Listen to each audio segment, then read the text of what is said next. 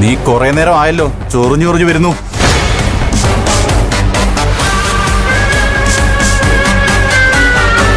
നിനക്ക് അത്രയ്ക്ക് ചൊറിയുന്നുണ്ടെങ്കിൽ തല്ലടാ. തല്ലാൻ തല്ലിവിടെ ചറ്റേ.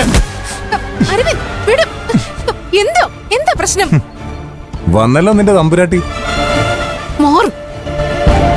എന്താ മിസ്റ്റർ, റോഡിലുണ്ടായ പ്രശ്നത്തിന്റെ പേരിൽ ഞങ്ങളെ ഫോളോ ചെയ്ത് വന്നതാണോ? ഞാൻ ആരെയും ഫോളോ ചെയ്തിട്ടില്ല, അടി ഉണ്ടാക്കണമെന്ന് കരുതിയിട്ടുമില്ല. ഇങ്ങോട്ട് വന്ന വെറുതെ വിട്ട് ശീലവുമില്ല. നിങ്ങളുടെ ഭർത്താവാ എന്നോട് തോണ്ടാൻ വന്നത്. എന്താ അരവിന്ദ് ഇത്? ഇവൻ നുണ പറയാ. എന്നോട് ഓരോന്ന് പറഞ്ഞ് തോണ്ടാൻ വന്ന ഇവനാ മാഡം. മാഡം? മാഡമോ? അത് ശരി. അയ്യേ, അപ്പൊ നീ ഇവിടെ ഭർത്താവല്ല, ഡ്രൈവറാണോ? ശേ, ഞാൻ തെറ്റിദ്ധരിച്ചു പോയി. സോറി കേട്ടോ.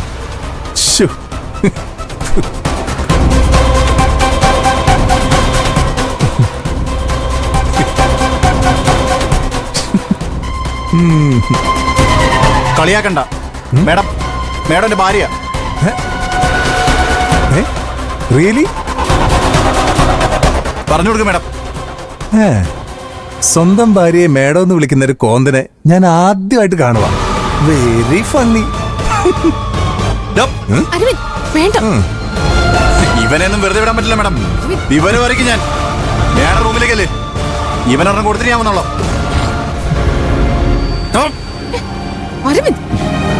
ഞാൻ പറയുന്ന കേക്ക്. നമ്മളോട് എതിർത്ത് നിൽക്കാൻ ഇയാൾക്കൊരു സ്റ്റാറ്റസ് വേണ്ടേ? കറക്റ്റ്.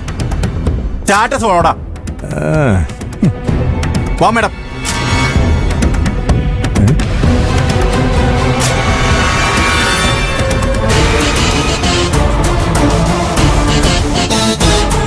അത് ശരി, എന്നെ കൊണ്ടുപോയില്ലല്ലേ? ദേ നിന്റെ തമ്പുരാട്ടി മേഡം പോകുന്നു. പിന്നാലെ ചെല്ല്. ചെന്ന് അടിമക്കണ്ണിന്റെ ആത്മാർത്ഥത കാണിക്കും. മേഡം, അടിമക്കണ്ണൻ പെങ്കോന്തൻ.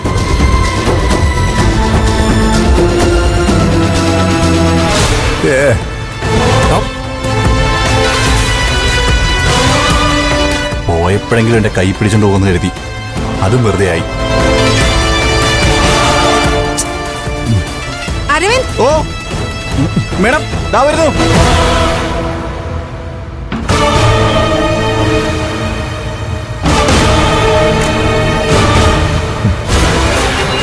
നിങ്ങൾ എവിടെയായിരുന്നു?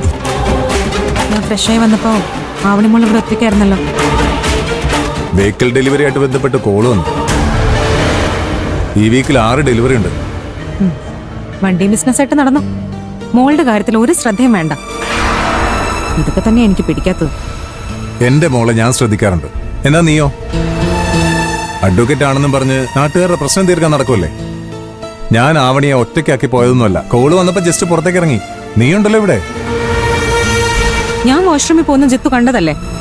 കോള് വന്നാ ഇവിടെ ഇരുന്ന് സംസാരിക്കാലോ. അതിന് വന്നത് വെഹിക്കിൾ ഡെലിവറി കോളാണോ അതോ വേറെ ഡെലിവറി ആണോ എന്ന് ആർക്കറിയാം?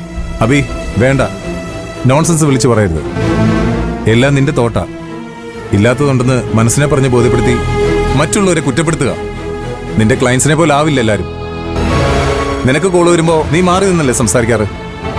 എന്റെ മുമ്പ് വെച്ച് സംസാരിക്കാറില്ലല്ലോ. ഓ, അതാണോ കാര്യം? ഞാൻ ജിത്തുവിന്റെ മുന്നിലിരുന്ന് സംസാരിക്കുമ്പോ ജിത്തു തന്നെയല്ലേ പറയാറ് മാറി നിന്ന് സംസാരിക്കാൻ. This is too much Jithu.